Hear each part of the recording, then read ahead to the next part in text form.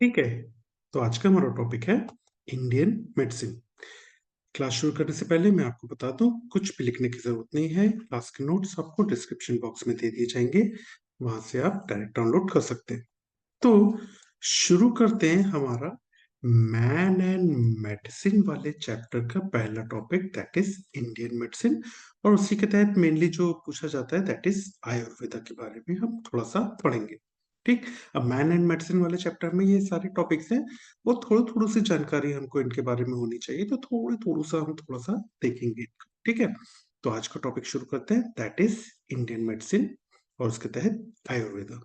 ठीक। तो भाई सबसे पहली चीज की इंडियन मेडिसिन में आपको क्या पता होना चाहिए, आयुर्वेदा कब करीब 400 टू 600 बीसी के बीच में आया था।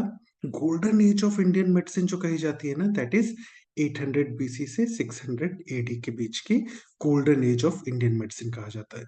अभी जो इंडियन मेडिसिन है ना, इसने काफी बड़ा रोल प्ले किया था एशिया में।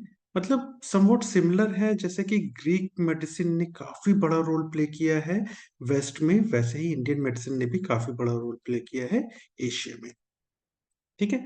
तो ये थोड़ी सी जानकारी है इंडियन मेडिसिन के बारे में कि भैया आयुर्वेदा करीब 400 टू 600 बीसी के बीच में आया था, golden age of Indian medicine उसके आने के बाद that is 800 BC to 600 AD के बीच में कहा जाता है, और काफी बड़ा रोल प्ले किया एशिया में इंडियन मेडिसिन ने।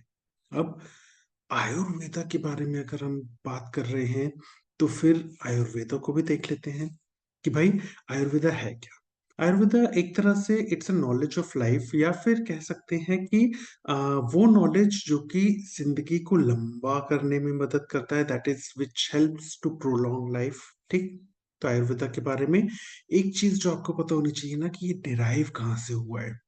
जो आयुर्वेदा है ना, इसका जो मेनली नॉलेज डिराइव हुआ है वो अथर्ववेद से हुआ है, अथर्ववेद से।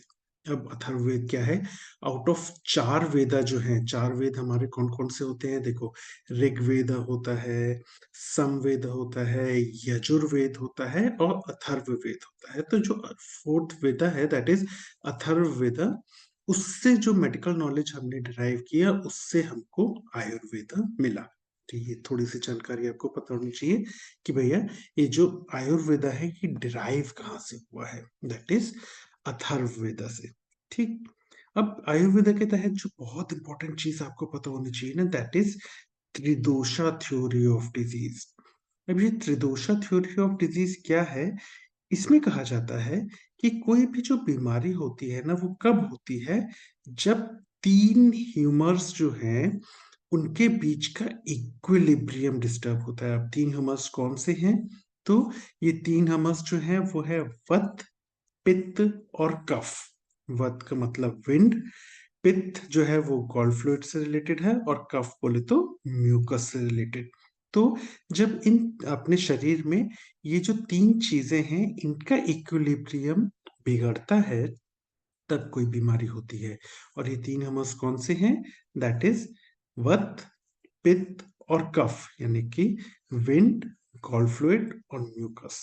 तो इन तीनों चीज के बीच का अगर इक्विलिब्रियम हमारे शरीर में बिगड़ेगा, तब कोई भी बीमारी होगी, according to Tridosha theory of disease. अब ये जो त्रिदोषा थ्योरी ऑफ डिजीज है ना, काफी कुछ सिमिलर है ग्रीक मेडिसिन में जो हम थ्योरी ऑफ फोर हमर्स कहते हैं ना, उसके तहत। अब जो ग्रीक मेडिसिन है उसके तहत जो ये चार ह्यूमर्स है उसमें भी कौन कौन से हैं, एक होता है फेलगम, दूसरा होता है येलो बाइल, तीसरा होता है ब्लैक बाइल और चौथा होता है ब्लड। तो इसमें चार ह्यूमर्स है, उसमें तीन हमर्स हैं हमारे त्रिदोषा थ्योरी में। ठीक।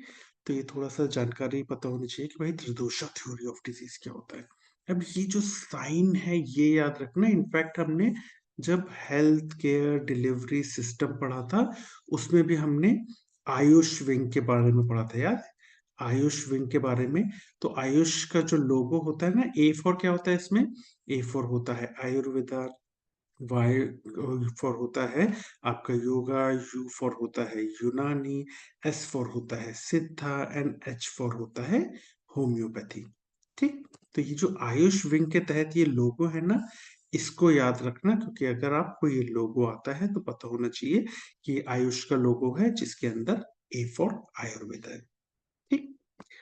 तो ये थोड़ी-सी जानकारी आयुर्वेदा के बारे में तो हमने देख ली कि भाई क्या होता है, कहाँ से डिराइव हुआ, त्रिदोषा थ्योरी क्या है इसका, जो लोगो है वो कौन-सा है। अब ना अगर हम आयुर्वेदा देखा है तो थोड़ी-सी जानकारी इनके मेन सेलिब्रिटीज़ जो होती हैं उनमें 4 लोगों के बारे में तो आपको पता होना चाहिए अगर आप आयुर्वेदिक मेडिसिन पढ़ रहे हो दैट इज़ जो हमारे आचार्य अत्रेय थे, उसके अलावा चरक, उसके अलावा सुश्रुता और वाग्भट।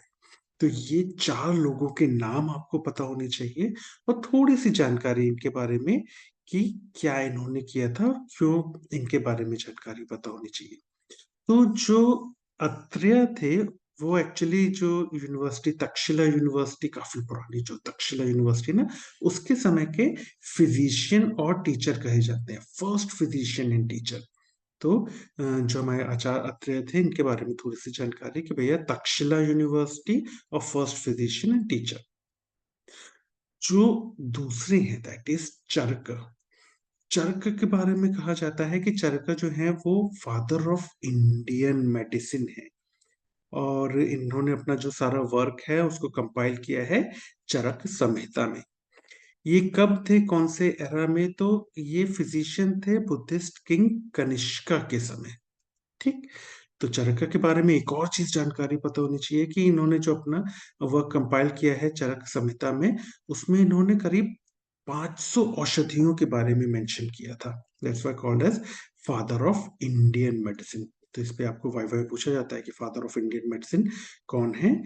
तो Charak is the father of Indian medicine कहा जाता है। उसके अलावा आते हैं आपके सुश्रुता। जो सुश्रुता हैं, इनको कहा जाता है फादर ऑफ इंडियन सर्जरी या फिर फादर ऑफ प्लास्टिक सर्जरी भी सुश्रुता को कहा जाता है। इन्होंने जो अपना सर्जिकल नॉलेज था उसको कंपाइल किया था सुश्रुत संहिता में। ठीक? तो थोड़ी-सी जानकारी इनके बारे में भी कि भई सुश्रुता जो है वो फादर ऑफ इंडियन सर्जरी या फादर ऑफ प्लास्टिक सर्जरी हैं और उन्होंने अपना सर्जिकल नॉलेज जो है वो कंपाइल किया था सुश्रुत संहिता में। उसके बाद आते हैं वाघभट्ट। ये एक मेडिकल राइटर थे और उन्होंने अपना पूरा वर्क कंपाइल किया था और फिर जिससे हमको साइंस ऑफ आयुर्वेद मिला था। ठीक? तो वाघभट्ट, सुश्रुत, चरक और अत्रेय, ये 4 नाम अगर आप आयुर्वेदिक मेडिसिन पढ़ते हो तो ये 4 नाम और इनके बारे में थोड़ी-सी जानकारी तो आपको पता होनी चाहिए। ठीक? उसके अलावा कुछ नाम और जैसे कि धन्वंतरी। तो धन्वंतरी कौन? Hindu God of medicine Dhanvantari कहे जाते हैं। तो इनफैक्ट आपको कई जो कॉलेजेस के नाम होंगे, खासकर आयुर्वेदिक कॉलेजेस के नाम, उसमें आपको धन्वंतरी कॉलेज भी मिलेंगे। तो Dhanvantari is the Hindu God of medicine. उसके अलावा एक और नाम लॉज़ ऑफ मेनू क्या है? ये जो है पर्सनल हाइजीन से रिलेटेड है। तो लॉज़ ऑफ मेनू पे अगर आपको क्वेश्चन आए कि लॉज़ ऑफ मेनू में क्या है, तो पर्सनल हाइजीन से रिलेटेड है ये। उसके रिलेटेड कोट्स हैं इसमें। ठीक? तो आयुर्वेदिक मेडिसिन के तहत जो 4 नाम हैं, वो ये 4 नाम आपको पता होने चाहिए। अब ना 2 चीज़ें जो आप कन्फ्यूज़ होते हो ना that is father of Indian medicine कौन है और फादर ऑफ इंडियन सर्जरी कौन है। तो इसमें ना आप कन्फ्यूज़ हो जाते हो कभी-कभी फादर ऑफ इंडियन सर्जरी में आप चरक बोल देते हो, फादर ऑफ इंडियन मेडिसिन में आप सुश्रुता बोल देते हो, तो ये कन्फ्यूज़ नहीं होना है। तो इसको याद कैसे करेंगे? बहुत सिंपल है देखो, फादर ऑफ इंडियन मेडिसिन अगर याद रखना है MEDICINE father of Indian medicine, तो सी फॉर क्या आ जाएगा? सी फॉर आ जाएगा चरक। तो चरक जो है वो फादर ऑफ इंडियन मेडिसिन है, सिंपल। ऐसे ही अगर आपको फादर ऑफ इंडियन सर्जरी को पता करना हो कि याद करना हो कौन है, तो सर्जरी इज SURGERY। तो SU से क्या हो जाएगा? SU से हो जाएंगे हमारे सुश्रुता। तो father of Indian surgery Sushruta और father of Indian medicine is Charak. तो ऐसे याद कर सकते हो, कंफ्यूजन नहीं होगा। ठीक? तो इतनी चीजें हैं जो आपको इंडियन मेडिसिन या आयुर्वेदिक मेडिसिन या आयुर्वेदिक के तहत पता होनी चाहिए। अगर मैं बात करूं सवाल की, तो थ्योरी में ना एक्चुअली मैन एंड मेडिसिन से थ्योरी में उतने ज़्यादा सवाल आते नहीं हैं, लेकिन अगर किसी को मैन एंड मेडिसिन चैप्टर से कोई सवाल देना होगा ना, तो वो इंडियन मेडिसिन या आयुर्वेदिक मेडिसिन या आयुर्वेदा के तहत आपको सवाल दे सकता है। इस पे शॉर्ट नोट आपको दे सकता है, तो पता होना चाहिए। ठीक? अब अगर मैं बात करूँ वाइवा की, तो वाइवा के तहत आपको सबसे पहला चीज़ ये पूछा जाता है कि भाई आयुर्वेदिक का नॉलेज 4 वेदों में से कौन से वेद से डिराइव हुआ है? और इनफैक्ट कई बार आपसे पूछ लिया जाता है कि 4 वेद कौन से थे, तो इनके नाम पता होने चाहिए। सेकंड चीज़ वाइवा में आपसे जो पूछी जा सकती है, that is Tridosha theory of disease Ayurvedic medicine के तहत क्या होती हैं? तो ये पता होना चाहिए, प्लस ये जो 3 ह्यूमर्स हैं, इनके नाम पता होने चाहिए। ठीक?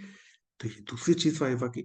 तीसरी चीज़ जो वाइवा में आपसे बहुत इंपॉर्टेंट पूछा जाता है, that is father of Indian medicine कौन है और फादर ऑफ इंडियन सर्जरी कौन है? इनफैक्ट आपसे हिंदू गॉड ऑफ मेडिसिन का नाम भी पूछ सकते हैं वाइवा में, तो ये भी पता होना चाहिए। ठीक? उसके बाद बात करें अगर हम एमसीक्यूज़ की, तो जितने भी अंडरलाइन पार्ट मिलेंगे हमारे नोट्स और स्लाइड्स में, वो सारे एंट्रेंस एग्जाम में पूछे गए एमसीक्यूज़ हैं। तो देखो, एक क्वेश्चन तो इस पे कई बार पूछा गया है कि भैया आयुर्वेदिक मेडिसिन का नॉलेज कहाँ से हमको मिला है 4 वेदों में से, तो अथर्ववेद से। त्रिदोषा थ्योरी ऑफ डिजीज पे भी हमको एमसीक्यू आ चुका है, तो त्रिदोषा थ्योरी ऑफ डिजीज के तहत ये 3 नाम तो आपको पता होने चाहिए। ठीक? इनफैक्ट ये जो लोगो है ना, इस लोगो पे भी आपको इमेज बेस्ड क्वेश्चन आ सकता है, या इनफैक्ट स्पॉट्स में आपसे ये लोगो रख के पूछा जा सकता है। तो ये आयुष का लोगो है, आयुर्वेदा, योगा, यूनानी, सिद्धा, होम्योपैथी। ठीक? उसके अलावा एमसीक्यू आपको इस पे आया हुआ है कि फादर ऑफ इंडियन सर्जरी कौन है, और इनफैक्ट आपको एक एमसीक्यू ये भी आ सकता है फादर ऑफ इंडियन मेडिसिन कौन है, और एक एमसीक्यू आपको आ सकता है हिंदू गॉड ऑफ मेडिसिन का नाम बताओ। तो ये भी आपको एमसीक्यू आ सकता है। ठीक? तो इतनी चीजें हैं जो आपको इंडियन मेडिसिन, या फिर कहना चाहिए आयुर्वेदिक मेडिसिन या आयुर्वेदा के तहत पता ही होनी चाहिए। Thank you.